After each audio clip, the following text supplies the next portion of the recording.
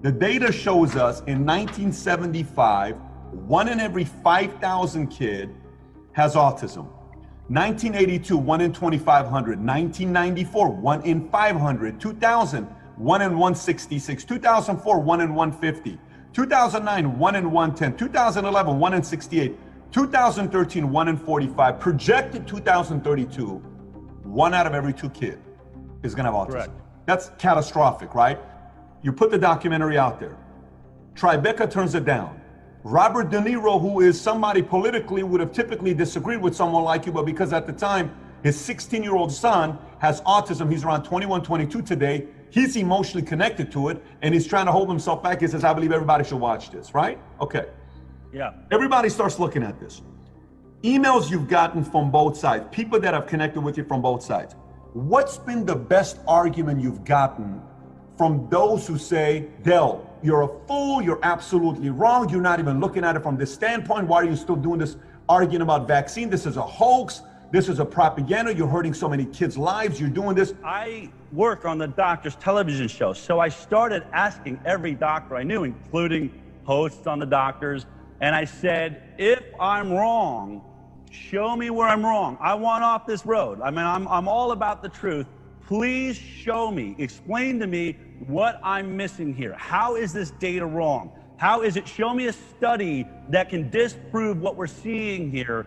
And I'll be honest, no one has ever actually done that. They cannot say that they're safe, period.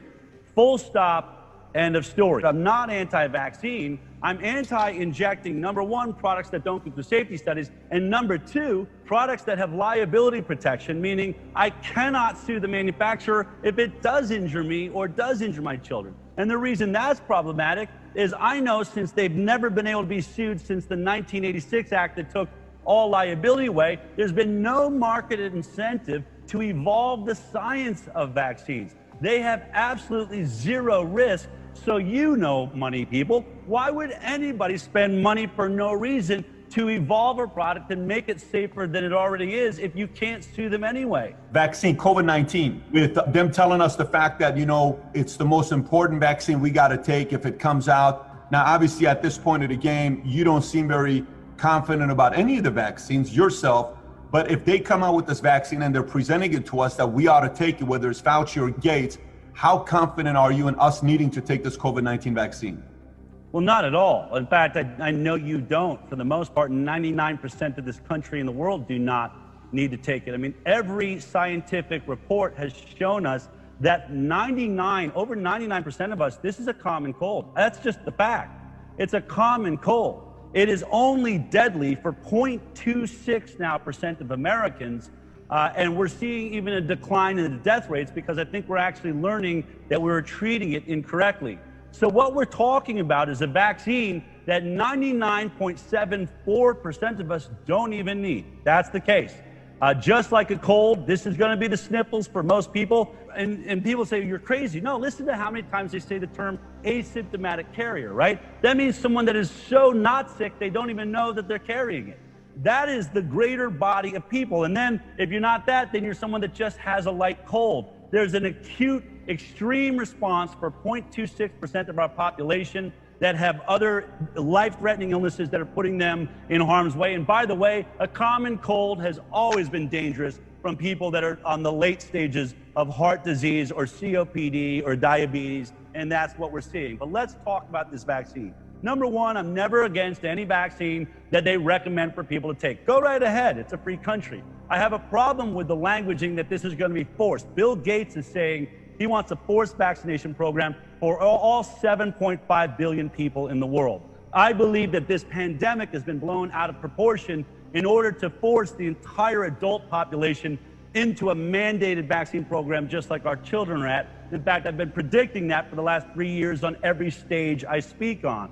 This has been a goal by the WHO for many years, and now we're seeing it. I believe this pandemic is being used to create such difficulty in our lives. We can't go to work. We're losing our money. We have to wear a mask. We got to stay 6 feet apart. We can't kiss. We can't hug. Also, they make us so miserable, so when they rush this vaccine out, we go, fine, I'll take it if that's what it's going to take to get our lives back to normal. But know this, it won't just be that vaccine.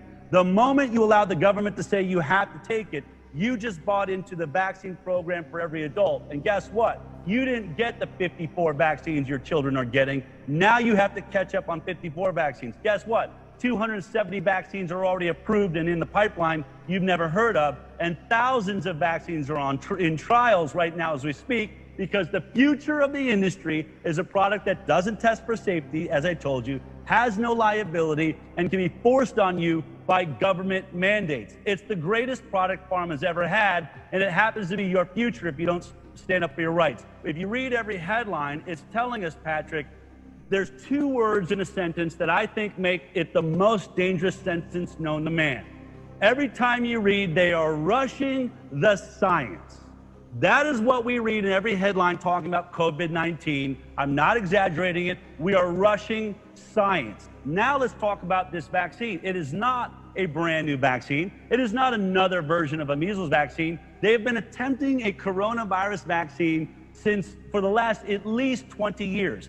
Very specifically, since we had SARS, which was a coronavirus back in the early 2000s, multiple drug companies have been attempting to make a coronavirus vaccine. Here's what's amazing, and I discovered in our research. Every single animal trial by all of those different drug companies and different approaches to a coronavirus vaccine had the same result. In every one of the trials, they used ferrets. It's a popular animal. I think it has a similar immune system to human beings. They gave them their trial COVID or coronavirus vaccine, and the animals seemed to be doing just fine. They would have said it's safe. Look, the animal's fine. Vaccine didn't hurt them. They even checked their blood, and they were having robust antibody production, meaning it looks like it really works. And they're probably all jumping up and down in their laboratories. But here's what happens. In an animal trial, you're allowed to go one step further than you're ethically allowed to in a human trial. That's called a challenge study, where they actually put the animal in contact with the virus. Can't do this with human beings. But they put the ferrets in contact with coronavirus, and every single one of the trials had the same problem. Instead of the antibodies protecting the animal from the coronavirus, the antibodies actually helped the virus attack their own immune system, and it overreacted. They had serious upper respiratory conditions, organ failure, what's called a cytokine storm, meaning the immune system sent their body into inflammation and brain all over. Many of the animals died. It was so catastrophic that in these trials, you'll see at the end a caution that says we should be very careful moving forward with human trials.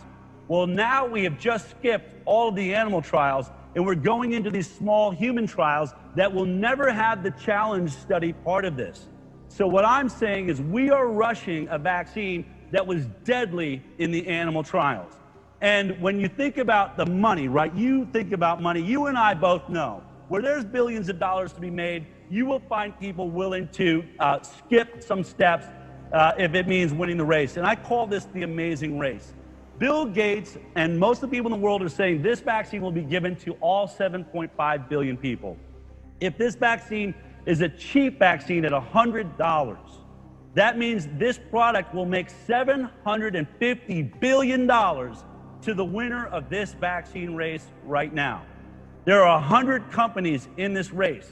I assure you, if they have a couple of missteps or a few problems, and they think, well, we can try and overcome them once the product is out, no one wants to give up that cash prize. And so I think we are watching potentially some of the worst science we may ever see. And now imagine if Bill Gates gets his wish. If the WHO manages to force vaccinate the planet, we all have to get this in order to get onto an airplane, or to be allowed back into our job, or to have the tracking app that's on our phone say, he's allowed to go to the gym, I have to have had that vaccine. If that happens, Patrick, and they didn't overcome this problem, which they're describing, it's called antibody immune enhancement. You've had Tony Fauci allude to this. You've heard him say there's a potential this vaccine could make people more sick. Or Dr. Peter Hotez, who is actually a scientist that's attempted to make a coronavirus vaccine, he met with the Congress and said, we have this problem of antibody immune enhancement. So imagine everybody gets this vaccine. Let's imagine it's all by good scientists that think they've overcome the problem. But they don't know why it happens. They'll admit that to you. We don't know why this is happening. And they're looking at one strain of the virus. There's already 30 mutations, Patrick. What happens if we all get this vaccine, and maybe if that was fine with the virus that we came in contact with, but 2 years down the road, there's a mutation to the coronavirus. Just like there's been 30, maybe there's 70. Maybe the 71st mutation triggers this problem where it sends our immune system, and instead of protecting us, it attacks us. And now the death rate of COVID is not 0.26%. What if it's 5%? What if it's 10%? What if it's 80% of people start dying because the vaccine is causing them to get more sick instead of protecting them? Here's what I know. We have never seen a virus or a bacteria on this planet since the dawn of man that ever even came close to eradicating the species.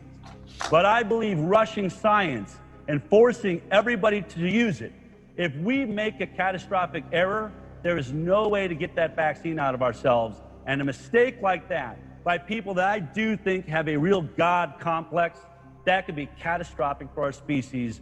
I would just always caution, I better always have the right to choose what's injected into me, and I'll read the science myself and think if I think that 0.26% death rate is really worthy of taking on the risk of a vaccine that killed the animals in the animal trial.